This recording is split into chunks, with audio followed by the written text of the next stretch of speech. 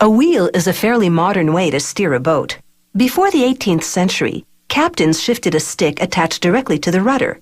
Today, ship wheels connect to the rudder through a mechanical or hydraulic system. Found mostly in yachts up to 60 meters long, they're a luxurious way to echo the glory days of the sea.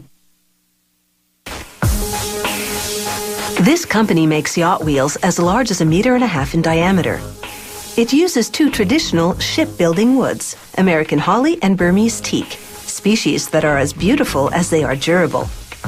Workers use a table saw to cut both types of wood into long, thin strips that'll become the wheel's rim.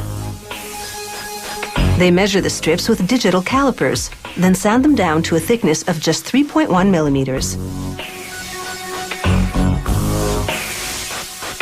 Using a disc sander now, a worker angles the ends into what are called scarf joints.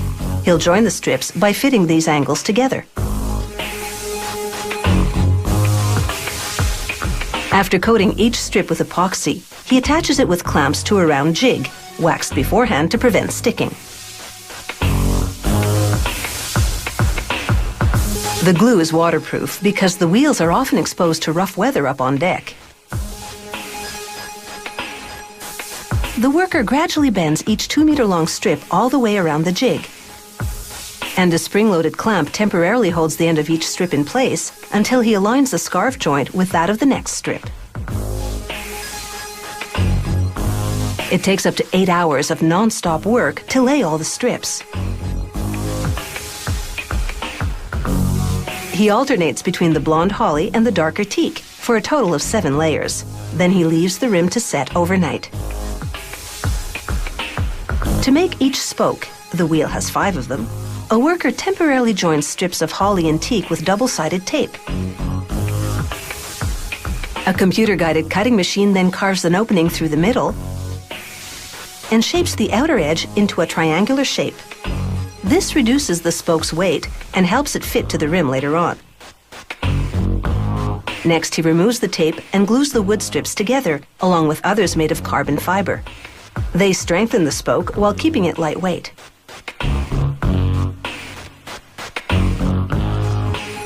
He places a waxed jig in the center and clamps it in place. He leaves the spoke to set overnight. The next, he sands away the dried glue, then uses a router to round the edges.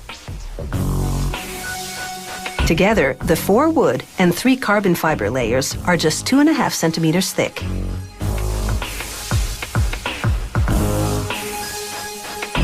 He traces a template on a stack of 14 pre-glued curved strips of holly and teak. He follows his trace lines with a bandsaw, cutting out what's called a fairing.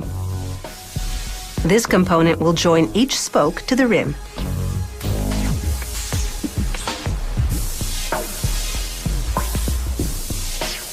Now he drills a hole in each fairing